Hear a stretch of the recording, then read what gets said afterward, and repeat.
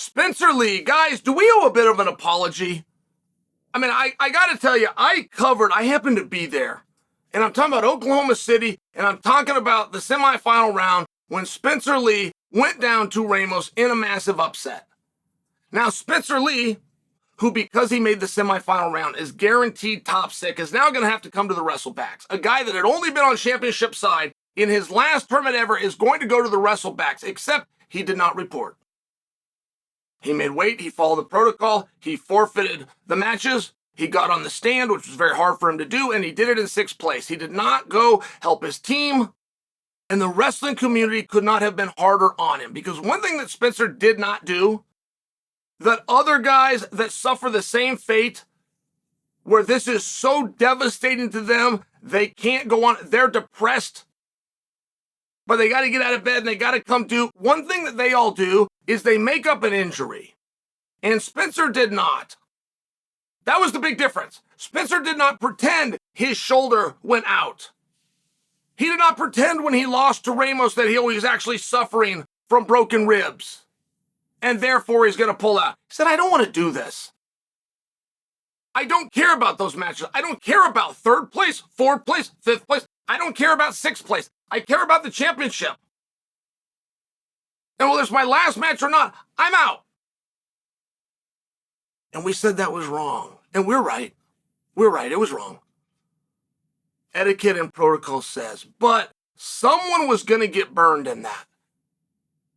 Every other time that we've seen it and accepted it, the guy that makes the choice that Spencer made fakes an injury.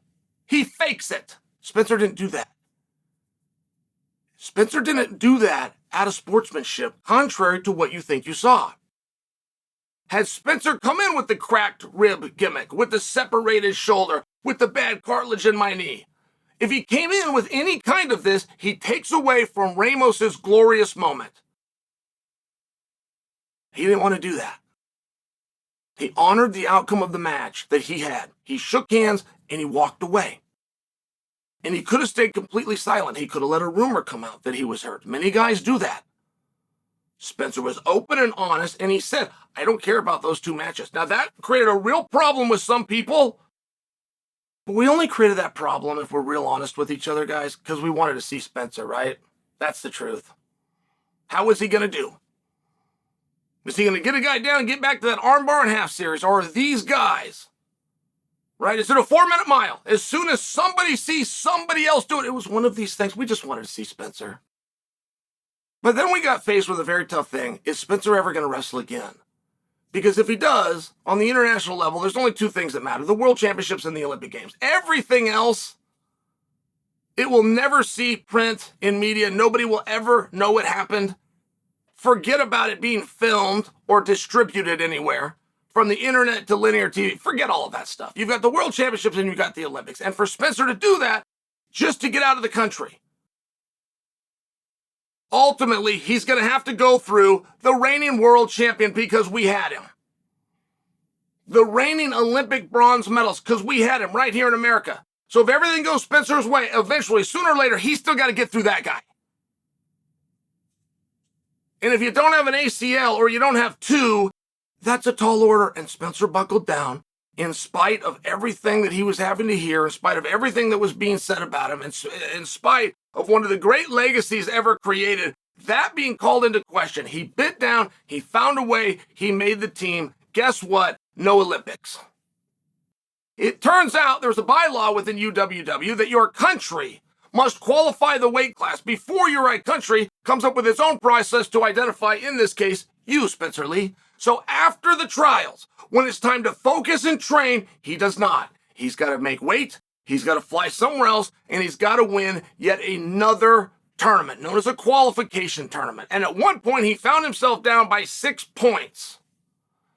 And that guy whose mental toughness and desire and devotion to the sport that had been called into question in Oklahoma City just 2 years prior, found a way in that very match to get rid of that deficit of being down by 6 and actually pulled ahead and wins the match 10-4.